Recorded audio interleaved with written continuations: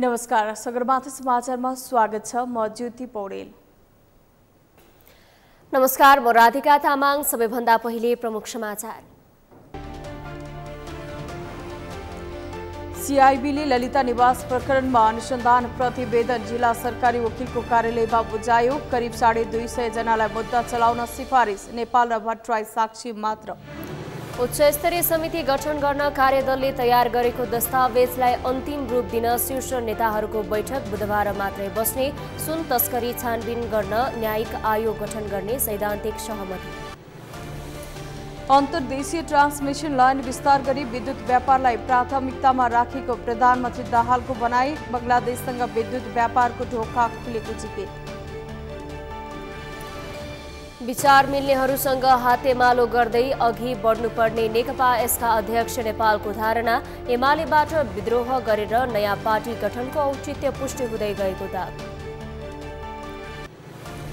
र थाइल्यान्डका पूर्व प्रधानमन्त्री थाक्सिन सिनावात्रा 15 वर्षपछि स्वदेश फिर्ता। स्वदेश फर्कन 7 विमानस्थलबाटै जेल चलान।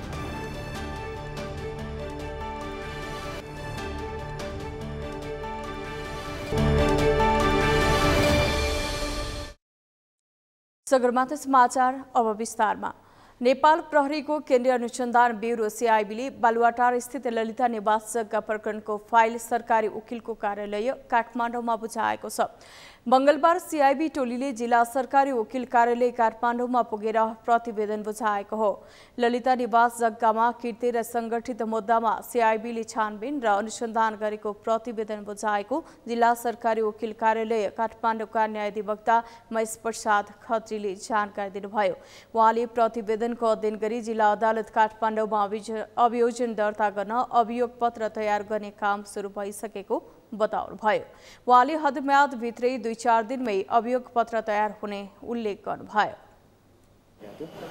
त्यसको चाहिँ आज सीआईबीले अनुसन्धान प्रतिवेदन जिल्ला सरकारी वकिल कार्यालय काठमाडौँ समक्ष पेश गरेको अवस्था छ र अबको 2-4 दिनमा चाहिँ हदम्याद भित्रै यसको अभियोजन काठमाडौँ जिल्ला अदालतमा अभियोग पत्र तयार गरेर दायर गर्ने काम सुरु भएको छ। अब भर्खर फाइल आएको अवस्था छ र फाइल अध्ययन पश्चात अब मुद्दा के कस्तो छ, कसरी अभियोजन गर्ने भन्ने कुरा अभियोग पत्र तयार भएपछि यहाँहरूलाई हामीले अपलोड गर्छौँ हाम्रो वेबसाइटमा। अभियोग पत्र नै पाइन्छ। सीआईबीले ललिता निवास जग्गा प्रकरणमा 200 भन्दा बढीलाई प्रतिवादी बनाएर मुद्दा चलाउन सरकारी वकिल कार्यालय समक्ष राय पेश गरेको छ। उक्त प्रकरणमा सीआईबीले पूर्व प्रधानमन्त्री माधव कुमार नेपाल, डाक्टर बाबुराम भट्टराईसँग पनि बयान लिएको थियो। विक्रम सम्वत 2049 देखि 69 सम्ममा ललिता निवासको जग्गा लिखित किर्ते गरी हिनामिना भएको सार्वजनिक भएको थियो। सोही प्रकरणमा सीआईबीले अनुसन्धान गरेको थियो। सुन तस्करीको छानबिनमा उच्च स्तरीय समिति गठनका लागि कार्यदलले तयार गरेको दस्तावेजलाई अन्तिम रूप दिन शीर्ष नेताहरूको बैठक बुधबार मात्रै बस्ने भएको छ। मंगलबार सिंहदरबारमा बसेको बैठकमा अस्वस्थताको कारणले एमाले अध्यक्ष केपी शर्मा ओली उपस्थित नभएपछि बुधबार बिहान 11 बजे बैठक बसेर अन्तिम रूप दिने नेताहरूले जनाएका छन्। सोमबार राति बसेको बैठकले सुन तस्करी सम्बन्धमा छानबिन गर्न उच्च स्तरीय न्यायिक आयोग गठन गर्ने बारे सैद्धान्तिक सहमति गरेको थियो। त्यसका लागि सुभाष नेगमाङ, रमेश लेखक र हितराज पाण्डे सदस्य रहेको कार्यदल गठन गरिएको छ। मंगलबारको बैठकमा सहभागी भएका प्रधानमन्त्री पुष्पकमल दाहाल प्रचण्ड, कांग्रेस सभापति शेरबहादुर देउवा लगायत शीर्ष नेताहरूलाई कार्यदलका सदस्यहरूले दस्तावेजका बारेमा जानकारी गराएका थिए। बैठकपछि प्रधानमन्त्री प्रचण्डले केपी ओलीको स्वास्थ्य अवस्थाका कारण अनुपस्थित भएपछि कुनै छलफल नभएको र बुधबार बैठक बस्ने जानकारी दिनुभयो।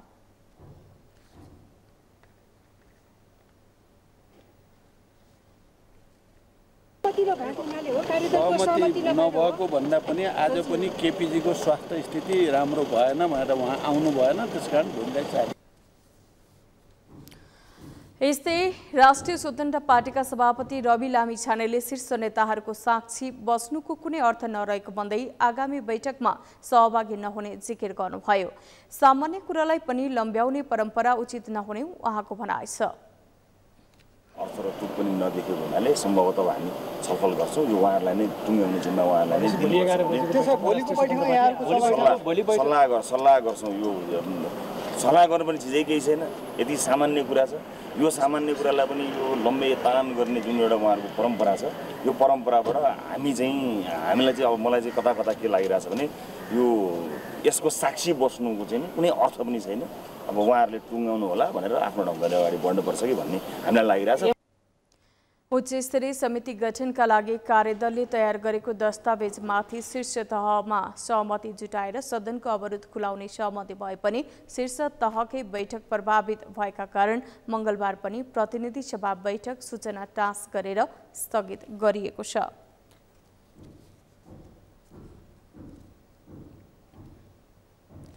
प्रतिनिधि सभाको मंगलबार बोलाइएको बैठक सूचना टाँस गरी स्थगित गरिएको छ।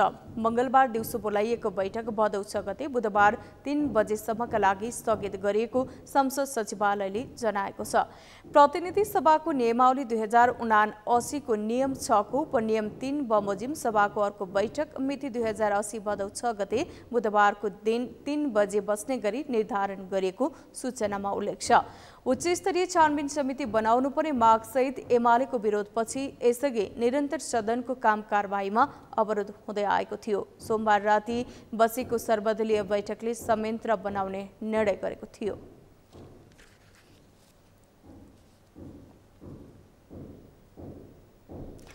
राष्ट्रपति रामचन्द्र पौडेलले आज बोलाएको सर्वदलीय बैठकमा प्रमुख प्रतिपक्षी दल नेकपा एमाले अनुपस्थित रह्यो। संसदको गतिरोध हटाउन राष्ट्रपतिले सर्वदलीय बैठक बोलाए पनि एमालेले भने राष्ट्रपतिले अनावश्यक सक्रियता देखाएको भन्दै बैठक बहिष्कार गर्यो। यता एमालेको माग अनुसार सुन प्रकरणमा उच्च स्तरीय छानबिन समिति गठन गर्न सरकार तयार देखिए पनि समितिको संरचना र कार्यक्षेत्र नटुङ्गेको भन्दै एमालेले अझै संसद अघि बढ्न दिएको छैन। एमालेको माग सम्बोधन गर्दै सरकार सञ्चालन गर्न प्रधानमन्त्री दाहाललाई अप्ठ्यारो नै छ। संसद चलाउन नसके राजीनामा दिन सुझाव दिँदै राष्ट्रपतिसँग गुहार माग्न जान नपर्ने एमालेको तर्क छ। यशोदा मण्डारीको रिपोर्ट। राष्ट्रपति रामचन्द्र पौडेलले मंगलबार बिहान संसदको गतिरोध अन्त्य गर्न सर्वदलीय बैठक बोलाएका थिए, तर प्रमुख प्रतिपक्षी दल नेकपा एमाले राष्ट्रपतिले बोलाएको बैठकमा उपस्थित भएन। संसदको अवरोध हटाउन सोमबार प्रधानमन्त्रीसँग उच्च स्तरीय छानबिन समिति बनाउने बारे एक तहको निर्णय भइसकेको अवस्थामा राष्ट्रपतिले संसद गतिरोध अन्त्य गर्ने सन्दर्भमा राजनीतिक दललाई बैठक डाक्नु अनुपयुक्त भएको एमालेको तर्क छ। राजनीतिक एजेन्डामाथि राजनीतिक निर्णय गर्न राष्ट्रपतिले दलहरूलाई सर्वदलीय बैठक बोलाउने संवैधानिक व्यवस्था नभएको एमालेको टिप्पणी छ। साथै संसद अवरोध अन्त्य गर्न सरकारले राष्ट्रपतिसँग गुहार माग्न जान नपर्ने, बरु संसद चलाउन नसके राजीनामा दिन समेत एमालेले बताएको छ। सामान्य राष्ट्रपतिज्यूले संसद गतिरोध अन्त्य गर्ने सन्दर्भमा राजनीतिक दललाई छलफल गर्ने भनेर यस प्रकारले बैठक डाक्नु यो अनुपयुक्त छ, यो कानुन सम्मत छैन। गर्दा राजनीतिक एजेन्डामा राजनीतिक निर्णय गर्न औपचारिक ढङ्गबाट सर्वदलीय बैठक बोलाउने कुरा हामीलाई चित्त बुझेन, त्यो कानुन सम्मत छैन, मिलेन। अङ्ग नपुगेको, रित नपुगेको बैठकमा जानु उचित ठानेनौँ, त्यसकारण हामी गएनौँ। सरकारले हार गुहार आफूले नसकेको कुरा भन्ने ठाउँ भनेको संसद हो। जुन ठाउँले उहाँलाई सरकार बनायो त्यही ठाउँमा आएर उहाँले भन्ने हो। राष्ट्रपतिलाई अराउने होइन, त्यो सरकारलाई पनि त्यो अधिकार छैन। यदि भनेको हो भने, यदि हात उठाएको अवस्था हो भने मैले सकिनँ, फुकाइदिनु पर्यो गाँठो भन्न राष्ट्रपति कहाँ जानुभएको हो भने मेरो प्रधानमन्त्रीलाई आग्रह छ, त्यतातर्फ होइन, सदनमा आउने, राजीनामा दिने, अर्को सरकार बन्छ, त्यो सरकारले काम गर्छ। राष्ट्रपतिले सर्वदलीय बैठक डाक्नु असान्दर्भिक भएको भन्दै एमाले बैठकमा सहभागी भएन। यता सोमबार प्रधानमन्त्री सहित अन्य शीर्ष नेताहरूसँग संसद गतिरोध हटाउने र सुन प्रकरणमा उच्च स्तरीय छानबिन समिति गठन गर्ने बारे सहमति भएको छ। समिति गठनका लागि माओवादी प्रमुख सचेतक हितराज पाण्डे, कांग्रेस प्रमुख सचेतक रमेश लेखक र एमालेका उपनेता सुभाष नेमाङ सहितको कार्यदल गठन भएको छ। सरकार प्रतिपक्षीको माग पूरा गर्न लचिलो भएको छ। उच्च स्तरीय समिति गठन गरेर पनि संसद अघि बढ्न नसके सरकारले नयाँ ढङ्गबाट सोच्नुपर्ने माओवादी केन्द्रको भनाइ छ। संसद अवरोध छलफल गरेर सरकारलाई कुन दिशातर्फ लान खोजेको हो यो एमाले नै जानोस् माओवादी नेताहरूको भनाइ छ। कार्यदल बनेछ, त्यो कार्यदलले प्रतिवेदन दिएपछि कस्तो बनाएपछि कस्तो बनाउने अथवा आवश्यकता हो कि होइन होइन, हो भने के कारणले हो होइन, सिआइबीलाई सपोर्ट गर्ने प्रकारको हो कि सिआइबी अब खारेज गर्ने प्रकारको हो कि होइन, अब कस्तो प्रकारको दिन्छ त्यो पछि मात्र थाहा हुन्छ। यो गर्वमा छ, सरकार गलाउन खोज्या हो या सरकारलाई असहयोग गर्न खोज्या हो, भइरहेको कामलाई डाइभर्ट गर्न खोज्या हो, यो कुरा एमाले आफैले जान्ने कुरा हो होइन। एमालेको विषयमा अहिले चाहिँ राखिन र जहाँसम्म सरकार लचक नै भएर अगाडि बढिराखेको अवस्था लाग्छ। प्रधानमन्त्री पुष्पकमल दाहाल नेतृत्वको सरकारलाई समर्थन जनाएको नेपाली काङ्ग्रेसले सुन प्रकरणमा सिआइबीले छानबिन गरिरहेको अवस्थामा उच्च स्तरीय समिति गठन गर्नु आवश्यक नरहेको बताएको छ। यद्यपि 3 सदस्यीय कार्यदलले यो आवश्यक छ कि छैन, छानबिन कसरी अघि बढ्ने भन्नेबारे निर्णय गर्ने काङ्ग्रेसले बताएको छ। साथै राष्ट्रपतिले समसामयिक राजनैतिक घटनाबारे छलफल गर्न बोलाएको बैठकमा एमाले उपस्थित नहुँदा एमाले मर्यादामा नबसेको पुष्टि हुने काङ्ग्रेसको तर्क छ। काङ्ग्रेसले यो सरकार विघटनबारे तत्काल केही नसोचेको र सरकारलाई गलाउनु छ भने सडकमा बोलेर होइन प्रक्रियामा आएर गलाउनु पर्ने काङ्ग्रेस नेताहरूको भनाइ छ। 5 वर्षसम्म जनताले म्यान्डेट दिएर आएको संसदीय दलको चाहिँ नेताहरूले त्यही संसदीय प्रक्रिया अनुसार नै लोकतान्त्रिक अभ्यासबाट नै गठन भएको सरकारलाई अब प्रतिपक्ष दलले गलाउँदैमा गल्ने भन्ने कुरा चाहिँ हुँदैन होइन, प्रक्रियाबाटै गलाउनु पर्छ। हो, सरकारलाई यदि गलाउनु छ भने प्रक्रियाबाटै गलाउनु पर्छ। सडकबाट राजीनामा मागेर राष्ट्रपति भनेको त कुनै दलको होइन नि त, राष्ट्रपति त साझा हो नि त। साझा व्यक्तित्वले बोलाएको ठाउँमा उपस्थित नजनाउनु भनेको प्रतिपक्ष दलको नै आफ्नो मर्यादा राम्रो भएको जस्तो मलाई लाग्दैन। सुन प्रकरणमा उच्च स्तरीय छानबिन समिति गठन नभएसम्म संसद अघि बढ्न नदिने एमालेको अडान छ। उच्च स्तरीय समिति गठनका लागि कार्यदलले तयार गरेको दस्तावेजमाथि शीर्ष तहमा सहमति जुटाएर सदनको अवरोध खुलाउने सहमति भए पनि शीर्ष तहकै बैठक प्रभावित भएका कारण मङ्गलबार पनि प्रतिनिधि सभा बैठक सूचना टाँस गरेर स्थगित गरिएको छ। सगरमाथा टेलिभिजनका लागि क्यामेरामा गौरव खड्काका साथमा यशोदा भण्डारी, काठमाडौँ। प्रधानमन्त्री पुष्पकमल दाहालले अन्तर्देशीय ट्रान्समिसन लाइन विस्तार गरी विद्युत व्यापारलाई प्राथमिकता दिएको बताउनु भएको छ। मङ्गलबार चितवनमा भरतपुर 220/132 किलोभोल्ट केभी सब स्टेशन र हेटौडा भरतपुर बर्दघाट 220 केभी डबल सर्किट प्रसारण लाइनको उद्घाटन गर्दै प्रधानमन्त्री दाहालले वर्तमान सरकार विद्युत उत्पादनबाट देशको अर्थतन्त्रमा आत्मनिर्भर हुने सपना पूरा गर्न लागि परेको भन्दै यसका लागि अन्तर्देशीय ट्रान्समिसन लाइन विस्तार गरी विद्युत व्यापारलाई प्राथमिकता दिएको बताउनु भएको हो। हालैको भारत भ्रमणमा भारत सरकारसँग विद्युत खरिदमा भएको समझदारीले यसका लागि सकारात्मक पहल भएको र बंगलादेशसँग विद्युत व्यापारको ढोका खुलेको जिकिर गर्नुभयो। उहाँले आफ्नो आसन्न चीन भ्रमणमा पनि विद्युत व्यापारको सम्भावना रहेको बताउनुभयो। प्रधानमन्त्री प्रचण्डले विद्युत विकासमा उत्पादन, प्रसारण र वितरणको नीति लिनुपर्ने उल्लेख गर्नुभयो। थाहा भएकै छ, भर्खरै हाम्रो भारत भ्रमणको बेलामा 10,000 मेगावाट 10 वर्षभित्र व्यापार गर्ने सम्झौता भएको छ। प्रारम्भिक हस्ताक्षर पनि भएको छ र त्यसको एउटा समारोहका साथ घोषणा गर्ने तयारी पनि भइरहेको छ भने अहिले नै फेरि पहिलोचोटि धेरै वर्षदेखि प्रतीक्षा गरिएको, नेपालले प्रतीक्षा गरेको कुरा, बङ्गलादेशसँग विद्युत व्यापार गर्ने कुरा, बङ्गलादेशसँग अन्य व्यापारलाई पनि सहयोगी गर्ने कुरा नेपाली जनताले धेरै वर्ष पहिलेदेखि चाहेको, आवश्यक ठानेको कुरा थियो। नेपाल सरकार तथा नेपाल विद्युत प्राधिकरणको लगानी र युरोपेली लगानी बैंक EIB को सहुलियतपूर्ण ऋणमा सबस्टेशन र नेपाल सरकार तथा प्राधिकरणको लगानी र विश्व बैंकको सहुलियतपूर्ण ऋणमा हेटौडा भरतपुर बर्दघाट 220 केभी प्रसारण लाइन निर्माण गरिएको हो। हेटौडा भरतपुर र भरतपुर बर्दघाट 2 खण्डमा विभाजन गरी यसको निर्माण गरिएको थियो।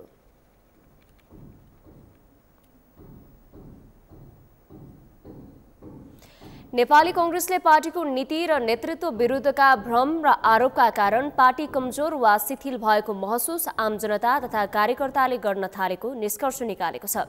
पार्टीको आन्तरिक विशेष अभियान सम्पन्न भएपछि मंगलबार पार्टी कार्यालय सानेपामा पत्रकार सम्मेलन गर्दै कांग्रेसका पार्टीभित्र र बाहिरबाट फैलाइएका नीति र नेतृत्व विरुद्धका भ्रम र आरोपका कारण जनस्तरमा भ्रम एवं गहिरो अन्योलता सिर्जना भएको र यसका कारण पार्टी कमजोर वा शिथिल भएको महसुस गर्न थालेको पाइएको जनाएको हो।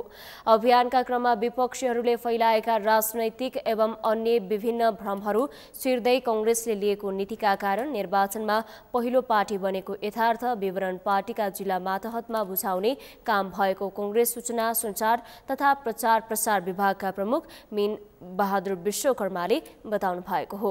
आफू विजयी बन्न कोसिस गर्दा त्यसबाट उत्पन्न हुने विभिन्न समूह उपसमूहको निरन्तरता र अस्वस्थ प्रतिस्पर्धाले दल सञ्चालनमा देखिने असंगठित गतिविधि र चुनौतीहरू साँच्चै जटिल बन्दै गएको वास्तविकता प्रकट भएको उहाँले बताउनु भयो। स्थल वा जथाभावी मनोमानी विचार धारणा र टिप्पणी राख्ने प्रवृत्ति बढ्दा यसले पार्टी पंक्तिमा निराशा फैलिएको थियो भने यो अभियानले यस्ता गतिविधिलाई व्यवस्थित गर्दै पार्टी पंक्तिमा उत्साह भर्ने काम गरेको छ।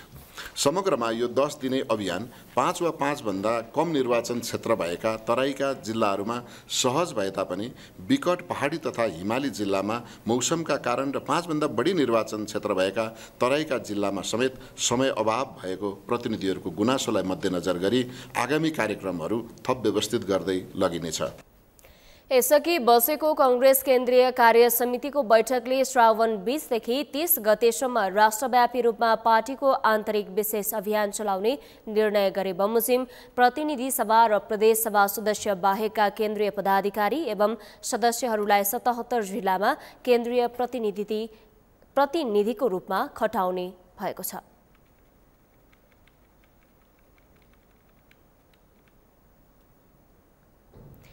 नेकपा एकीकृत समाजवादीको केन्द्रीय कमिटिको 6औं बैठक मंगलबारबाट सुरु भएको छ।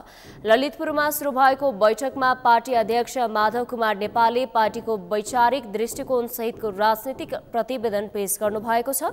राजनीतिक प्रतिवेदन पेश गर्दै अध्यक्ष नेपालले एमालेबाट विद्रोह गरेर नयाँ पार्टी खडा गर्नुको औचित्य पुष्टि हुँदै गएको बताउनु भएको हो।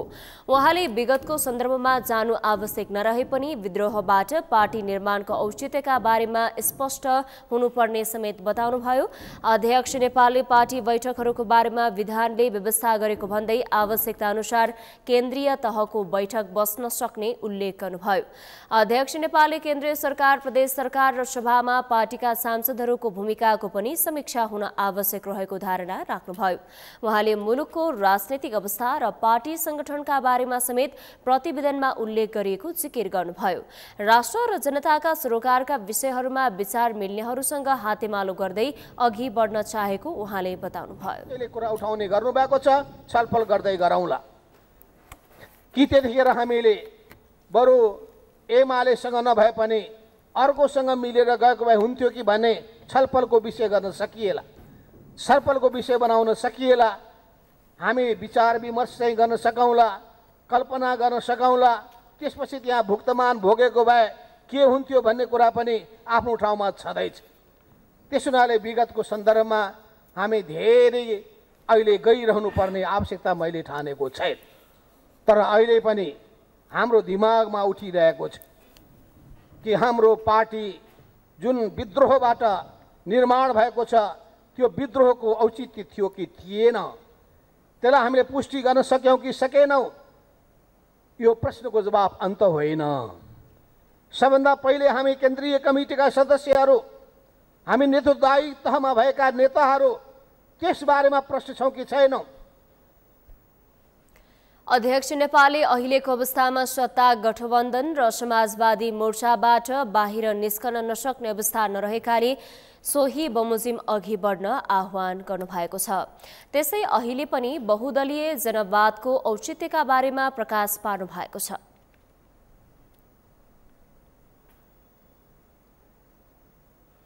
सगरमाथा समाचारमा अब पालो विश्रामको। विश्रामपछि भक्तपुरको सुधार गृहबाट बालबालिका भागेपछि सुरक्षा व्यवस्थामा प्रश्न, प्रहरीको संख्या कम रहेको तथा हात हतियार बोक्न नपाउने हुँदा बालबालिका भागेको प्रहरीको तर्क। थाइल्यान्डका पूर्व प्रधानमन्त्री थाक्सिन सिनावात र 15 वर्षभित्र स्वदेश फिर्ता, स्वदेश फर्कना साथ विमानस्थलबाटै जेल चलाए।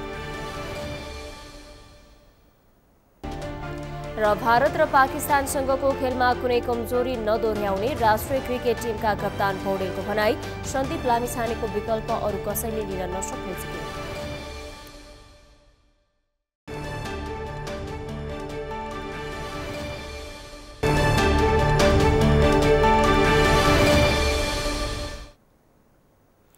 विश्रामपछि सगरमाथा समाचारमा स्वागत छ। अब बाँकी समाचार। ऊर्जा, जलस्रोत तथा सिंचाई मन्त्री शक्ति बहादुर बस्नेतले सुक्खा र वर्षा हुँदै समयमा विद्युतमा आत्मनिर्भर हुन लागेको बताउनु भएको छ। मंगलबार चितवनको भरतपुर विमानस्थलमा सञ्चारकर्मीसँग कुरा गर्दै मन्त्री बस्नेतले विद्युतमा पूर्ण रूपमा आत्मनिर्भर बन्न लागेको भन्दै प्रसारण लाइनको विस्तार र व्यवस्थापनमा ध्यान केन्द्रित रहेको जिकिर गर्नुभएको हो। उहाँले बंगलादेशसँग विद्युत व्यापार सम्झौता छिट्टै हुने र त्यसको तयारी अन्तिम चरणमा पुगेको बताउनुभयो। मन्त्री बस्नेतले मुलुकमा लोड सेडिङ नभए पनि प्राविधिक कारणले बेला बेलामा बत्ती जाने गरेको भन्दै यस्तो समस्या पनि छिट्टै समाधान हुने दावी गर्नुभयो। सरकारले एकीकृत योजनाका साथ ऊर्जा क्षेत्रको उत्पादन, प्रसारण र वितरण प्रणालीलाई व्यवस्थित गर्ने काम गरिरहेको उहाँको भनाइ छ। सँगसँगै हाम्रो सेवा क्षेत्र पनि विस्तार भइरहेको छ। यो उत्पादन र सेवा क्षेत्रको बिचको कनेक्सनलाई अलि बलियो बनाउने, यसलाई सन्तुलित गर्नको निम्ति प्रसारण लाइनलाई अब थप विस्तार गर्नुपर्ने र थप व्यवस्थित गर्नुपर्ने काम आवश्यक बनिरहेको छ। हामी यो काममा लागिरहेका छौँ। अब तपाईँहरूले यता कता देखिने जे समस्याहरू छन्, यी समस्याहरू अब समाधान हुँदै अगाडि बढ्छ। कहिलेसम्ममा यसको सेवा प्रवाहलाई अझ गुणस्तरीय र व्यवस्थित गर्नको निम्ति मुख्य समस्याको रूपमा प्रसारण लाइन हाम्रो बोटलनेक जस्तो बनिरहेको छ र त्यसको निम्ति सब स्टेसन निर्माण गर्ने, प्रसारण लाइनहरूलाई व्यवस्थित गर्ने कुरा हाम्रो प्राथमिकताको काम हो। आज पनि हामी त्यही सन्दर्भमा यहाँ आइपुगेका छौँ। त्यस्तै उहाँले सर्वसुलभ रूपमा विद्युत व्यापार गर्ने विषयलाई समेत जोडेर एकीकृत योजनाका साथ अघि बढेको जानकारी दिनुभयो।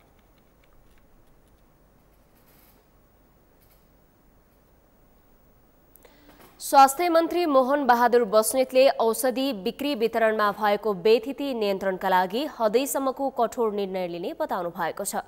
औषधि व्यवस्था विभागले मंगलबार काठमाडौँमा आयोजना गरेको फार्मासिस्ट व्यवसायी तालिम कार्यक्रममा मन्त्री बस्नेतले औषधि जस्तो संवेदनशील विषयमा लापरवाही तबरले बिक्री वितरणले मानवीय स्वास्थ्यमाथि खेलवाड भइरहेकाले यस्तो बेथिति नियन्त्रणका लागि हदैसम्मको निर्णय लिने बताउनु भएको हो। उहाँले फार्मेसी सञ्चालन र भण्डारण पारदर्शी नभएको कतिपय औषधि कम्पनीले दर्ता र नवीकरण नगरेको र मापदण्ड अनुरूप बिक्री वितरण नगरेको पाइएकाले मन्त्रालयले अनुगमन र नियमनको कामलाई प्रभावकारी बनाउने बताउनु भएको हो। त्यसै उहाँले 2 वर्षभित्र सबै नागरिकलाई आधारभूत स्वास्थ्य सेवा निशुल्क उपलब्ध गराउने योजना रहेको धारणा राख्नुभयो। मन्त्री बस्नेतले अहिले पनि देशभर गरिब, निमुखा र असहाय नागरिकलाई निशुल्क स्वास्थ्य उपचारको व्यवस्था गर्न आफू लागि परेको जिकिर गर्नुभयो। र हामीले गरेको राम्रो कामले मान्छेको ज्यान बचिहाल्छ। त्यसकारणले यो मानवीय संवेदना जोडिएको विषय भएको हुनाले यो क्षेत्रमा लगानी गर्न संसारभरिका दाता, राष्ट्र, सङ्घ संस्थाहरू, एनजिओ, आइएनजिओ पनि लागेका छन् नि। यो धार्मिक काम गरौँ, यो पवित्र काम गरौँ, यो मानवीय काममा लगानी गरौँ भनेर हो नि। वास्तवमा उहाँहरू पनि सबै यो क्षेत्रमा लाग्यो।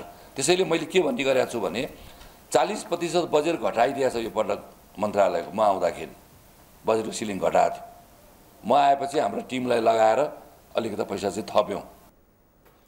उहाँले स्वास्थ्य क्षेत्रको बेथिति सुधार गरी जनतालाई सरल र सहज रूपमा गुणस्तरीय स्वास्थ्य सेवा उपलब्ध गराउने विषयमा कुनै सम्झौता नहुने स्पष्ट पार्नुभयो।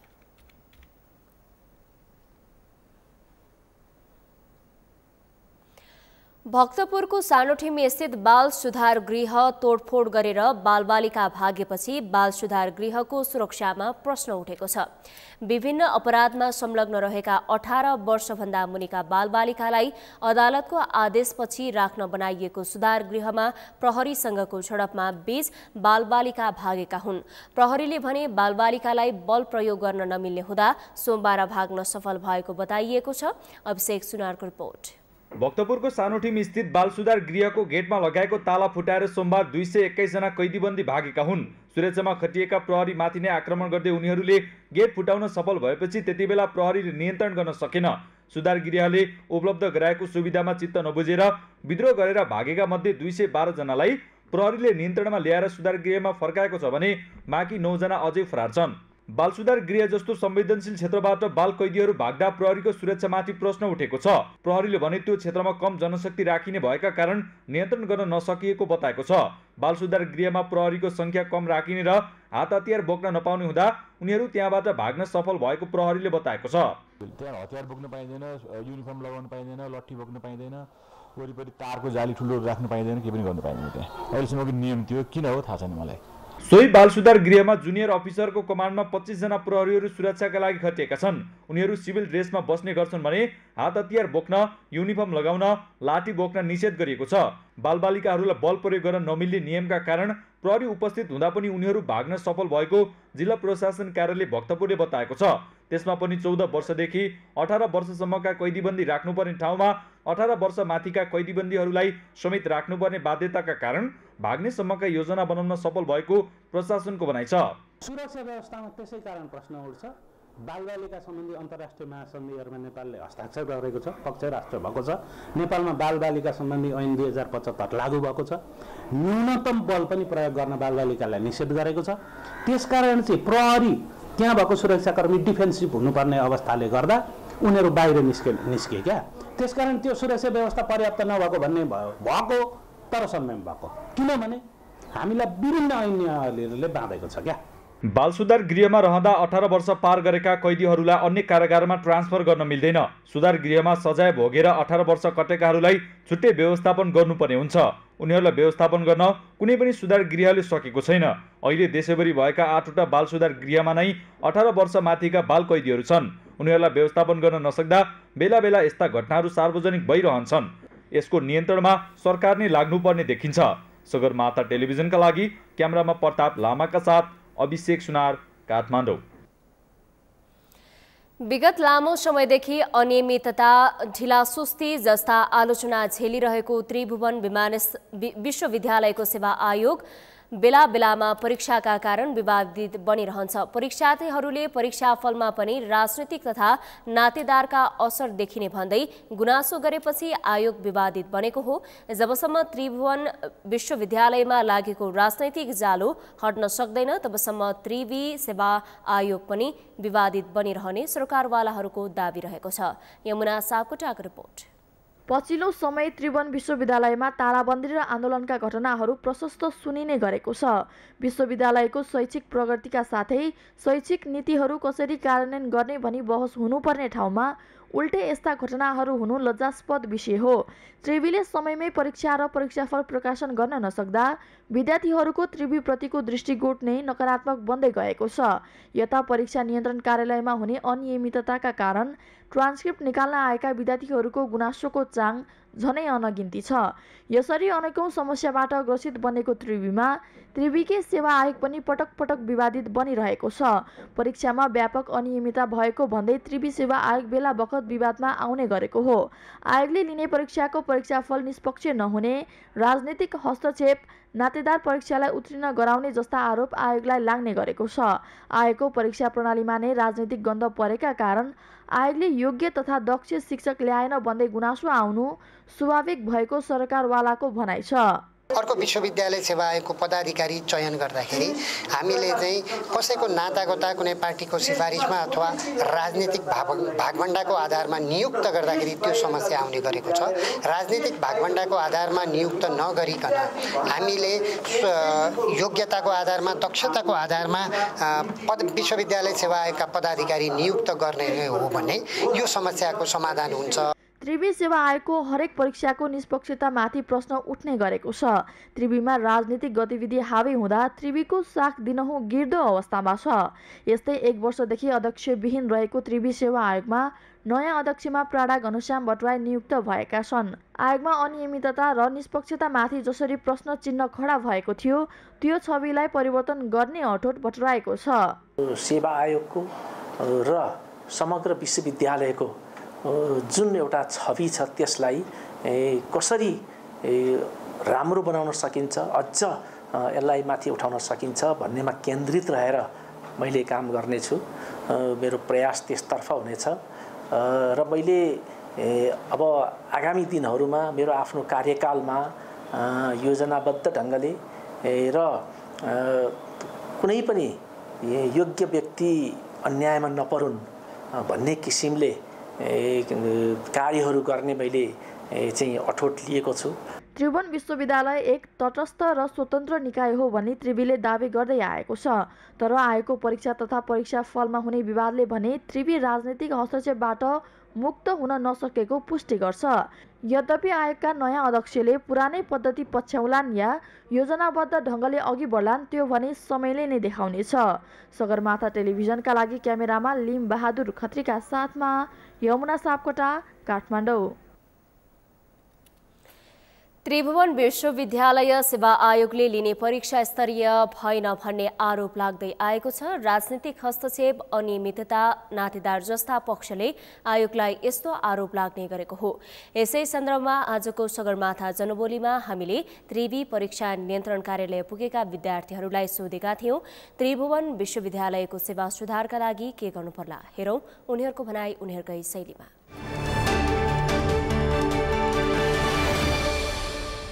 मुख्य कुरा यो समस्याको जड चाहिँ नि राजनीति छ। राजनीतिबाट अनुमोदन भएका, राजनीतिबाट प्रायोजित गरेका व्यक्तित्वहरू जो चाहिँ नि जनताप्रति, सुशासनप्रति, सुव्यवस्थाप्रति उत्तरदायी हुँदैनन् र उनीहरूको सदा सर्वदा राम्रो नराम्रो जे गरेर भए पनि राजनीतिक अभिष्ट एउटा दललाई फाइदा पुग्छ भने यहाँ चाहिँ नि अनगिन्ती चाहिँ अमुक कार्यहरू गर्न हुने नहुने, कर्तुम अकर्तुम अन्यथा कर्तुम भन्छ के त्यस्तो क्रियाकलापहरू चाहिँ नि उहाँ गर्नलाई सर्वेसर्वा एउटा अधिकार दिएर पठाएको व्यक्तित्वहरू यहाँ निर्वाचित हुनुहुन्छ। यो प्रणाली लामो समयदेखि छ। पहिला कुरा त माथि छनौट समितिमै निष्पक्ष व्यक्तिहरू हुनु पर्यो हैन। अब शिक्षा मन्त्री, प्रधानमन्त्री आफै कुलपति हुने, शिक्षा मन्त्री उपकुलपति हुने अथवा भनौँ विभिन्न छन् त विभिन्न विश्वविद्यालयमा, यो राजनीतिक व्यक्तिहरूलाई ल्याएर जबरजस्त रूपमा यो प्राज्ञिक थलोमा छिराएपछि राजनीतिबाट मुक्त त हुँदैन हैन। हामीले त के सोचेका थियौँ भने प्रधानमन्त्रीज्यू ट्युमा चाहिँ कुलपति हुनुभयो भने अथवा शिक्षा मन्त्री उपकुलपति हुनुभयो भने अरू विश्वविद्यालयमा पनि भने त्यहाँ त सुधार होला, झन् प्रभावकारी कार्यान्वयन होला भन्ने सोचेका थियौँ नि त। तर त्यो त होइन रहेछ। उहाँले त यसलाई पो राजनीतिक अखडा बनाउनु भयो। जति सक्दो चाहिँ निष्पक्ष नै हुनुपर्छ। निष्पक्ष भएको छ कि नै भनेर चेक एन्ड ब्यालेन्स गर्नको लागि अझै अर्को कुनै एउटा सङ्काय या केही चाहिँ बनाउनुपर्छ। त्यसले चाहिँ अझै राम्रोसँग होस्। जस्तै कि अनि इक्जामिनेसनको डाटा चाहिँ अब जस्तै कि अरूले पनि चेक गर्न पाउने हो नि भयो भने अझै धेरै ब्यालेन्स हुन्छ कि। अनि यो टियुको कुरा चाहिँ अलिक धेरै नै अनस्टेबल छ। जस्तै कि मैले चिनेको एकजना दाइ हुनुहुन्थ्यो होइन, टियु सेवाको यो जस ब्याचलरको लागि खुलाएको थियो क्याप, त्यसको लागि प्रिपरेसनको लागि भनेर जब छोडेर आएर काठमाडौँ आएर बसेर प्रिपरेसन गर्नुभएको थियो। अब इक्जाम हुने भन्दा एक दुई महिना अगाडि चाहिँ इक्जाम क्यान्सल भएर अहिलेसम्म इक्जाम नभइकन बसिरहेछ। दाइको फ्युचर नै अनसर्टेन बनाइदिइरहेछ होइन। त्यसको लागि चाहिँ एउटा चाहिँ एक्जामै हो, लोकसेवालाई दिएर निष्पक्ष एक्जाम लिएर त्यसमा चाहिँ राम्रा मान्छेहरू एक्जाम दिएर छानिरहेको मान्छेलाई दिँदा चाहिँ असाध्यै राम्रो हुन्छ। नातावाद कृपावाद गऱ्यो भने झन् बिग्रिँदै जान्छ होइन। त्यसको लागि चाहिँ लोकसेवालाई जाँच दिन लगायो भने एकदम राम्रो हुन्छ। एउटा ढोकाबाट हुने कामलाई 10वटा ढोका दाउ, ढोका धाउँदा हैरान विद्यार्थीहरूलाई। अब जस्तो हामी काठमाडौँको लागि त सजिलो छ, बाहिरबाट आउँछ नि। बाहिर अब अस्ति एकजना मैले देखेको थिएँ महेन्द्रनगरको मार्कसिटमा मिस्टेक भएर आएको त्यो बहिनी, तपाईँ उहीँ जानु भन्दैछ। यहाँ यति कुनै रेस्पोन्सै छैन के। यो राजनीतिले बिग्रेको हो कि खेले हो यो टियु। अब बाहिर तपाईँहरू पढ्नु हामी गयौँ भने एउटा टाइम दिएको हुन्छ, यो टाइममा तेरो क्यालेन्डर सिद्धिन्छ, एकाडेमिक पिरियड यो टाइममा सकिन्छ भनेर आउँछ। यहाँ खोइ ट्यु यति हाम्रो उच्च खालको थियो पहिला, अहिले हेर्दा यति राजनीतिले बिग्रेको केले यति अराजक भएर गइसक्यो ट्यु। कुनै चिज लिन आउनु भने 2 दिन 3 दिन 1 हप्तासम्म पनि पाउँदैन, मान्छे चाहिन्छ।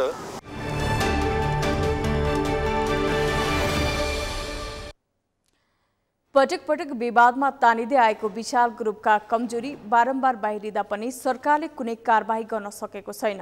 राणाकालीन समयदेखि राज्यको उच्च अधिकारीहरूलाई प्रभावमा पारेर आफ्नो व्यापारको साम्राज्य फैलाएको विशाल ग्रुपले अहिले पनि नेपाली बजारमा एक छत्र राज गरिरहेको छ। समयसँगै राणा पञ्चायत र गणतन्त्रमा विशाल ग्रुपले राज्य सत्तामा बसेकाहरूलाई प्रभावमा पारेर आफ्नो व्यापार दिन 2 गुणा रात 4 गुणा बढाएको छ। अमृतकालको रिपोर्ट। विशाल ग्रुप नेपालको ठूलो व्यापारिक घराना हो। यस कम्पनीमा भारतीय मूलका माडवाडी व्यापारीहरूको ठूलो लगानी छ, जसमा जगदीश अग्रवाल, त्रिलोचन अग्रवाल, अशोक अग्रवाल, तुलसीराम अग्रवाल लगायतका छन्। करिब 80 वर्ष अघि धरानमा कपडा पसलबाट सुरु गरेको विशाल ग्रुपले अहिले नेपालमा आफ्नो व्यापारको साम्राज्य फैलाएको छ। नेपाली बजारमा एक छत्र राज गरेको विशाल ग्रुपका थुप्रै करतुतहरू बाहिरिरहेका छन्। कोरोना महामारीको समयमा बजारमा म्याद गुज्रिएका उपभोग्य वस्तुलाई नयाँ मिति टाँसेर रिलेबलिङ गर्दा गर्दै काठमाडौँको कलङ्कीबाट विशाल ग्रुपको करिब 5 करोड बराबरको सामान बरामद भएको थियो। विशाल ग्रुपले म्याद सकिन लागेका र सकिएका सामानहरू कौडीको भावमा उठाएर नेपालमा नयाँ मिति टाँसेर बेच्ने गरेको तथ्य खुलेको थियो, तर यसमा पनि कम्पनीलाई खासै कारबाही भएन। यति मात्र होइन, विशाल ग्रुपले तत्कालीन अर्थमन्त्री युवराज खतिवडासँग मिलेर विद्युतीय सवारी बिक्रीमा ठूलो चलखेल गरेको थियो। तत्कालीन अर्थमन्त्री खतिवडाले बजेट भाषण मार्फत विद्युतीय सवारी साधनको कर बढाएका थिए, तर बजेट भाषण हुनुभन्दा केही दिन अघि विशाल ग्रुपले 120 वटा विद्युतीय गाडी भन्सार पास गरेर नेपाल भित्र्याइसकेको थियो। त्यसबाट राज्यलाई 40 करोड भन्दा बढी रुपैयाँ घाटा भयो भने विशाल ग्रुपले फाइदा लुट्यो। यति मात्र पनि होइन, सोही बजेटमा अर्थमन्त्री खतिवडाले बच्चाका लागि प्रयोग हुने दुधको पाउडरमा समेत कर बढाएका थिए भने चकलेटमा लगाइँदै आएको 40% करलाई घटाएर 30%मा झारिदिएका थिए। त्यति बेला चकलेटको करको दर घटे पनि बजारमा भने चकलेटको दर घटाइएको थिएन। पहिला त्यही चकलेटबाट राज्यले 2 अर्ब बराबरको राजस्व उठाएको थियो भने चकलेटमा 10% कर घटेपछि राज्यले एकै वर्षमा 20 करोड रुपैयाँ घाटा बेहोरेको थियो। 2076 सालको चैत महिनामा सरकारले विदेशी मदिरामा रोक लगाउने निर्णय गर्यो। यति मात्र पनि होइन, 2076 सालको चैत महिनामा सरकारले विदेशी मदिरामा रोक लगाउने निर्णय गर्यो, तर त्यसको ठीक 6 महिनापछि विशाल ग्रुपले पहिले नै विदेशबाट धेरै मात्रामा विदेशी मदिरा ल्याएका कारण यस्तो निर्णय भएको थियो। यसरी राज्यका संयन्त्रहरूसँगको मिलेमतोमा विशाल ग्रुपले फाइदा लुटिरहेको छ। अब यो कस्तो छ भने यी व्यापारीहरू राजस्थानबाट लोटा मात्रै लिएर आए। अहिले यिनीहरू करिब 15-20-25 जना भारतीय मूलका अब कुनै कारणले नागरिकता लिए होला, ती जम्मैले नेपालको इकोनोमी कब्जा गरेका छन्। उनीहरूले चलाइदिन्छन्, उनीहरूका लागि ब्याङ्क जानुपर्ने र अहिले टोटल ब्याङ्क जति नेपालमा खुले त्यो टोटल ब्याङ्कको पकड माडवारी समुदायमा छ। त्यसैले मैले त एकचोटि के पनि भनेको छु भने यी जुन यिनीहरूसित पैसा छाप्ने मेसिन त नहुनुपर्ने हो। नेपाली यस्तो पुस्तै नि नेपाली यहाँ आएको छ, ऊ गरिबको गरिबै छ र यहाँ राजस्थानबाट 1 पुस्ता अथवा 2 पुस्ता अगाडि आएका मान्छे यहाँ चाहिँ 1 ग्रेडको चाहिँ तपाईँको व्यापारी भएको कारण के हो? एकचोटि सम्पत्ति छानबिन गर्नुपर्छ व्यापारीको पनि। 2079 सालमा तत्कालीन अर्थमन्त्री जनार्दन शर्माले विदेशबाट आयात हुने स्यानिटरी प्याडको भन्सार कर घटाउने निर्णय गरे, तर भन्सार कर घटे पनि मूल्य दर भने झन बढ्यो। बजेट भाषणभन्दा पहिला 140 रुपैयाँमा पाइने प्याड बजेट भाषणपछि 150 रुपैयाँभन्दा बढी पर्न गयो। नेपालमा सबैभन्दा बढी विदेशी ब्रान्डको बिक्री हुने प्याड भनेको विस्पर हो र विस्पर विशाल ग्रुप अन्तर्गतको कम्पनी हो। काठमाडौँको नक्सालमा अवस्थित नेपाल बाल मन्दिरको जग्गा नेपाल सरकारको स्वामित्वमा छ, तर त्यसको 28 रोपनी जग्गा अहिले विशाल ग्रुपले ओगटेको छ। 2049 सालमा पहिलो पटक बृहस्पति स्कुलले 3 वर्षका लागि मात्रै भनेर बाल मन्दिरको जग्गा भाडामा लिएकोमा अहिले विक्रम सम्वत 2131 सालसम्मका लागि भाडामा लिने सम्झौता गरिएको छ। 2070 सालमा बृहस्पति स्कुलको 58% सेयर लिएको विशाल ग्रुपका सञ्चालककै प्रभावमा 2131 सालसम्मका लागि यस जग्गाको सम्झौता बढाएको बुझिन्छ। यस्तै 2075 सालमा भाडामा लिएको जग्गा धितोमा राखेर विशाल ग्रुपले 31 करोड 33 लाख रुपैयाँ ऋण लिएको थियो। नेपाल सरकारको जग्गा भाडामा लिएर धितोमा राख्नु गैर कानुनी हो। विशाल ग्रुपको यी र यस्ता करतुतका विषयमा बुझ्न सम्पर्क गर्दा कम्पनीका कोही पनि पदाधिकारी सम्पर्कमा आउन चाहेनन्। त्यसो त केही समय अघि निष्कासन भएको घोराई सिमेन्टको आइपिओमा पनि विशाल ग्रुपले बदमासी गरेको थियो। यसको कारण थियो विशाल ग्रुपको लगानीमा रहेको एनआइसी एसिया ब्याङ्कको खातामा पैसा नहुँदै पनि 12 जनाले 10 लाख किताको सेयरका लागि आवेदन दिँदा पनि आवेदन रद्द नगरेको भन्दै उक्त आइपिओ विवादमा तानिएको थियो। सगरमाथा टेलिभिजनका लागि क्यामेरामा गौरव खड्काका साथमा अमृत ढकालको रिपोर्ट। पछिल्लो समय एकपछि अर्को गर्दै बाढी पहिरोका घटना भइरहेका छन्। मनसुन सुरु भएसँगै परेको वर्षाका कारण देशभर बाढी पहिरो जाँदा धनझनको क्षति हुने क्रम रोकिएको छैन। सरकारको तथ्याङ्क अनुसार मनसुन सुरु भएता 614वटा विपदका घटना भइसकेका छन्। विपदका घटनामा परि 49 जनाको मृत्यु भइसकेको छ। नेपालमा मनसुन सकिन अझै समय रहेकाले विपदका घटना बढ्ने आकलन गरिएको छ। मेनुकालाम साको रिपोर्ट। मनसुन सुरु भएसँगै देशका विभिन्न क्षेत्रमा वर्षा भइरहेको छ। वर्षासँगै विपदका घटना पनि एकपछि अर्को गर्दै बढिरहेका छन्। देशभर बाढी पहिरो जाँदा धनजनको क्षति हुने क्रम पनि बढ्दो छ। सरकारी तथ्याङ्क अनुसार मनसुन सुरु भए यता 659वटा विपदका घटना भइसकेका छन्, जसमा परि 49 जनाको मृत्यु भइसकेको छ।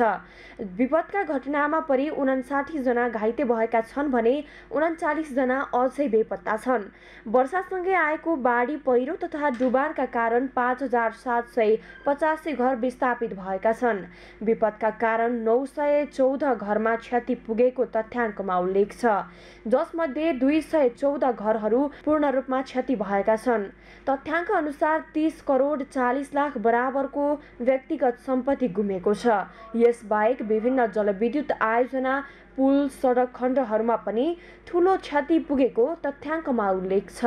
यो विपदका सन्दर्भमा आवश्यक तालिमहरू उपलब्ध गराएर पर्याप्त जनशक्ति यो वर्ष समयमै जिल्लामा पठाइसकेका थियौँ गएको हिउँद अवधिभरिमै, र उहाँहरूलाई न्यूनतम उद्धार खोजका सामग्रीहरू पनि साथमा दिएर पठाएको हुँदा अहिले खोज उद्धारको सन्दर्भमा तत्काल सुरक्षाकर्मीहरू पुग्ने र साधनसहित पुगेर उद्धार गर्न सक्ने भएको हुनाले त्यो पक्षमा हामीले गुनासोहरू कमै सुन्नु परेको अवस्था छ। विगतको तुलनामा यो क्षेत्रमा सुधार भएको अनुभूति सायद सबैले गर्नुभएको हुनुपर्छ भन्ने हाम्रो बुझाइरहेको छ।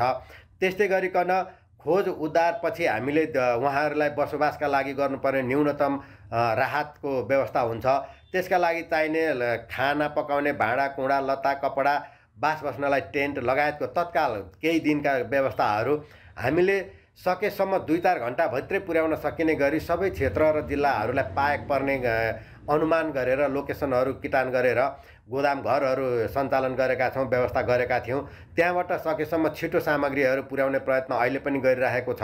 बाढी पहिरो तथा डुबानबाट हालसम्म 64 जिल्ला प्रभावित भएका छन्, जसमा झन्डै 6000 परिवार विस्थापित भएका छन्। 2,86,000 परिवारका 12,56,000 नागरिक बाढी पहिरोबाट प्रभावित भएका छन्। त्यसको लागि चाहिँ हाम्रो मौसमी खबर सूचना हेरेर, हाम्रा बाढीका हाम्रो मौसमको बुलेटिनहरू हेरेर आवश्यक सतर्कता अपनाउनु पर्ने हुन्छ। नेपालमा ढिला गरी गत जेठ अन्तिमबाट मनसुन भित्रिएको थियो।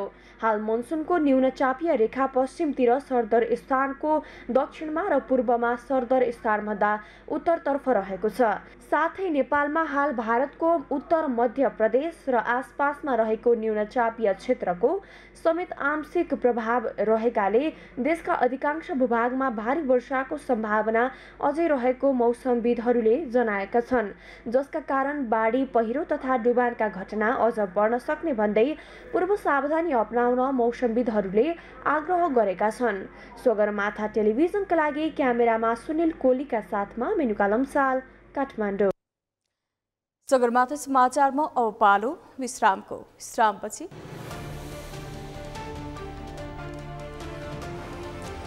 थाइल्यान्डका पूर्व प्रधानमन्त्री थाक्सिन सिनावात्रा 15 वर्षपछि स्वदेश फिर्ता। स्वदेश फर्कन साथ विमानस्थलबाटै जेल चलान। र मलेसियामा जारी 4 देशीय महिला क्रिकेट सिरिजमा हङकङमाथि नेपालको शानदार जित। नेपाल 6 विकेटले विजयी।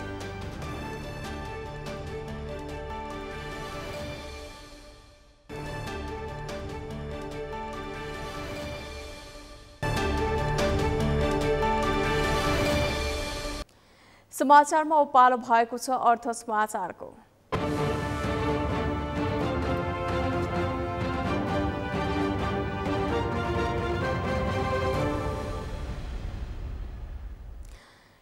इलामका गाउँ-गाउँमा चिया बगान विस्तार भए पनि परम्परागत खेतीकै भर पर्ने गरेका छन्। यस्तै उत्पादन भएको चियाको किसानले उचित मूल्य पाउन भने सकेका छैनन्।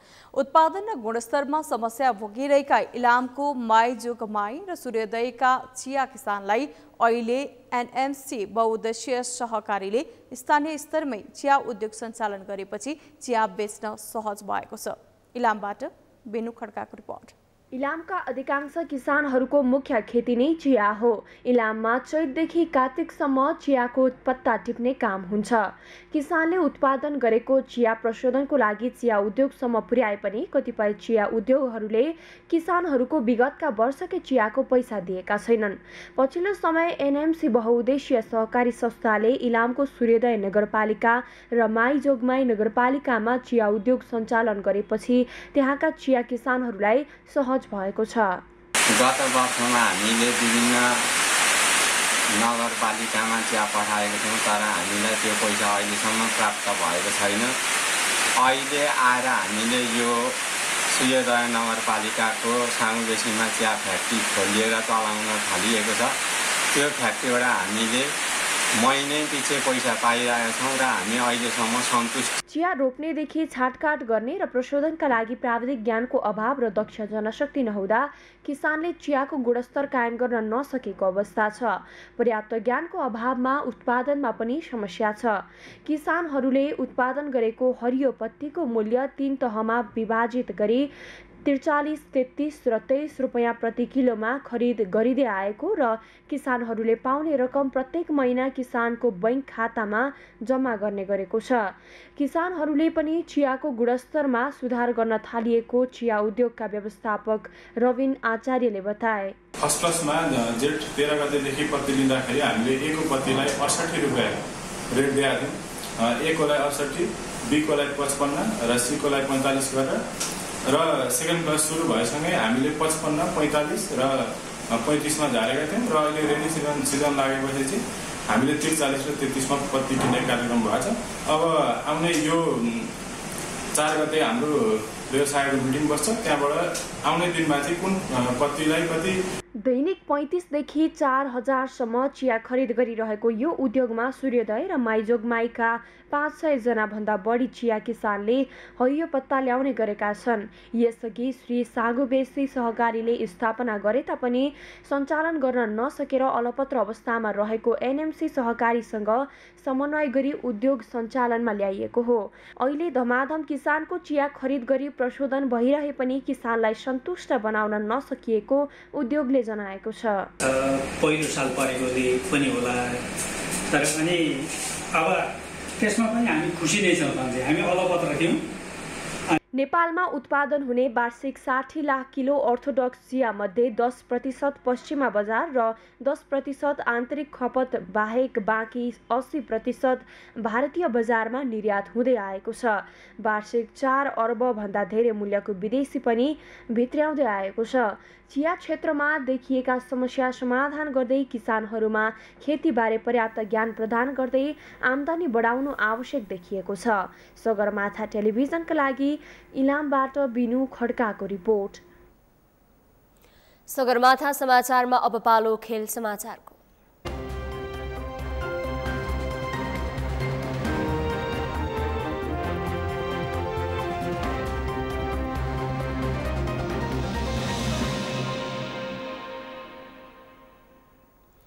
मलेसियामा भएको 4 देश सम्मिलित महिला क्रिकेट सिरिजमा हङकङ विरुद्धको खेलमा नेपाल 6 विकेटले विजय भएको छ। हङकङबाट पाएको 85 रनको विजय लक्ष्य नेपालले 15.5 ओभरमा 4 विकेट गुमाउँदै पूरा गरेको हो। नेपालका लागि सम्झना खड्का 36 बलमा 5 चौका सहित सर्वाधिक 36 रन बनाउँदै अभिजित रहिन्। ओपनरका रूपमा गएकी पूजा महतोले 18 बलमा 16 रन जोडिन्। उनी कप्तान क्यारी चानको बलमा बोल्ड हुन पुगिन्।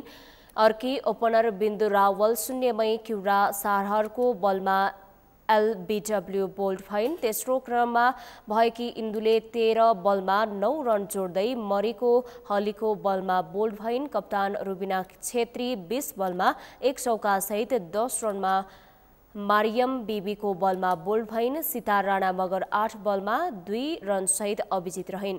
हङकङका लागि कप्तान क्यारी चान, क्युरा सहार, मरिको हिल र मरियाम बीबीले समान 1 विकेट लिए। त्यसअघि वायुमास स्पोर्ट्स एन्ड इभेन्ट कम्प्लेक्समा टस हारेर ब्याटिङको निम्तो पाएको हङकङले 19.1 ओभरमा अल आउट हुँदै 84 रन बनाएको थियो। नेपालका लागि सितारले उत्कृष्ट बोलिङ गर्दै 4 ओभरमा 16 रन खर्चेर 5 विकेट लिइन्। त्यस्तै नेपालका लागि कविता कुँवर, पूजा महतो, रुबिना छेत्रीले समान 1-1 विकेट लिए भने इन्दुर वर्माले 2 विकेट लिएकी हुन्।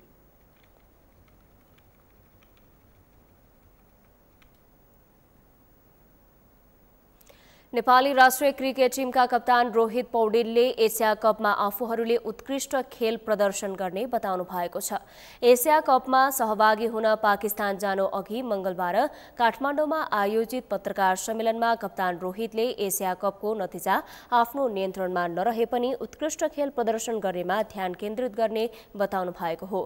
भारत र पाकिस्तानसँगको खेललाई विश्वासलाई हेर्ने भएकाले आफूहरूले कुनै कमजोरी नदोहोर्याउने उहाँले बताउनु भयो। उहाँले टिममा सन्दीप लामिछानेको विकल्प अरू कसैले लिन नसक्ने भन्दै एसिया कपमा सहभागी हुने विश्वास व्यक्त गर्नुभयो। First we have been prepare गरिरहेको छौँ होइन। सरले भने जस्तो सर्ट बल पुल नआनिसके पनि अब हुन्छ नि अरू सर्ट्सहरू लिभ गर्न सकिन्छ कि अब ऱ्याम्प गर्न सकिन्छ कि होइन। त्यो कुरामा 15 दिनदेखि भनौँ सबैजना प्लेयर स्पेसली भनौँ क्याम्प थिएन, त्यो आफै आएर भनौँ मेहनत गरिरहेको थियो सबैजना टियुमा। सो अभियसली अब त्यसको रिजल्ट चाहिँ अब आउने गेमहरूमा देखिन्छ होइन। बट स्टिल सरले पनि भनौँ त्यो सर्ट्सहरूलाई कसरी खेल्ने भनेर त्यो डिस्कस गरिरहेको हुन्छौँ हामी ग्रुपमा। सो आई थिङ्क प्रिपेयर गरिसकेका छौँ, होपफुली राम्रो रिजल्ट आउँछ। त्यस्तै राष्ट्रिय क्रिकेटका मुख्य प्रशिक्षक मोन्टी देसाईले प्रत्येक खेलमा टिमलाई उत्कृष्ट नतिजा निकाल्न टिमका प्रत्येक सदस्यहरूको भूमिका महत्त्वपूर्ण रहेको बताउनु भएको हो। उहाँले खेलाडीले 5 महिना इन्डोर प्र्याक्टिस गरेको र एउटा मात्र बोलिङ मेसिनहरूको पुरानो बलले अभ्यास गरेको उल्लेख गर्नुभयो। खेल अवधिभर खेलका लागि लड्नुपर्ने उहाँको भनाइ छ।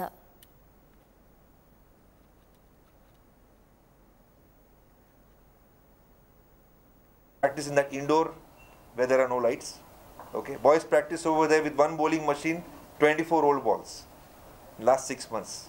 Okay, there are challenges, and I can see the challenge with can management as well. And everyone is trying to put in an effort. With whatever financial budgets we get, we are trying to make the most of it. There was a support which was given to us to extend after emerging cup to play a few more matches against the first class teams in Sri Lanka. Okay, so that is a progress for me. And from that progress, again I'm coming back to your expectation thing. The expectation is khele rakhiyo, lade rakhiyo. That is my expectation. Asia cup cricket Pakistan र श्रीलङ्कामा हुँदैछ। नेपाल घरेलु टोली पाकिस्तान र भारतको समूहमा रहेको छ, जसले गर्दा नेपालले पाकिस्तानसँग पाकिस्तानमा र भारतसँग श्रीलङ्कामा खेल्नेछ। नेपाल र पाकिस्तान बीचको उद्घाटन खेल मुल्तानमा भदौ 13 मा हुनेछ। भारतसँगको खेल श्रीलङ्काको क्यान्डीमा भदौ 18 मा हुने तय भएको छ।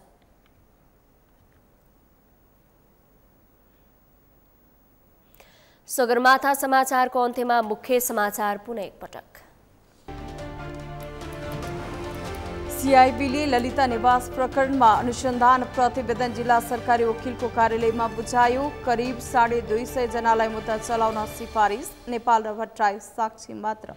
उच्च स्तरीय समिति गठन गर्न कार्यदलले तयार गरेको दस्तावेजमा अन्तिम रूप दिन शीर्ष नेताहरूको बैठक बुधबार मात्रै बस्ने। सुन तस्करी छानबिन गर्न न्यायिक आयोग गठन गर्ने सैद्धान्तिक सहमति। अन्तर्देशीय ट्रान्समिसन लाइन विस्तार गरी विद्युत व्यापारलाई प्राथमिकतामा राखेको प्रधानमन्त्री दाहालको भनाई। बंगलादेशसँग विद्युत व्यापारको ढोका खुलेको जिकिर। विचार मिल्नेहरूसँग हातेमालो गर्दै अघि बढ्नुपर्ने नेकपा यसका अध्यक्ष नेपालको धारणा। एमालेबाट विद्रोह गरेर नयाँ पार्टी गठनको औचित्य पुष्टि हुँदै गएको दावी। र थाइल्याण्डका पूर्व प्रधानमन्त्री थाक्सिन सिनावात्रा 15 वर्षपछि स्वदेश फिर्ता। स्वदेश फर्कन साथ विमानस्थलबाटै जेल चलान।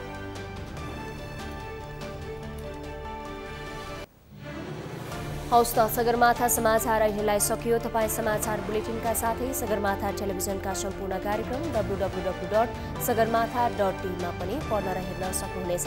साथै युट्युबमा youtube.com/sagarmatha TV नेपालमा हेर्न सक्नुहुनेछ। तपाईँ हामीलाई फेसबुकमा पनि facebook.com/stv नेपालमा फलो गर्न सक्नुहुनेछ। समाचारको शिखर नेपालको गौरव नेपालको पहिलो न्युज च्यानल सगरमाथा टेलिभिजन हेर्दै गर्नुहोला। नमस्कार।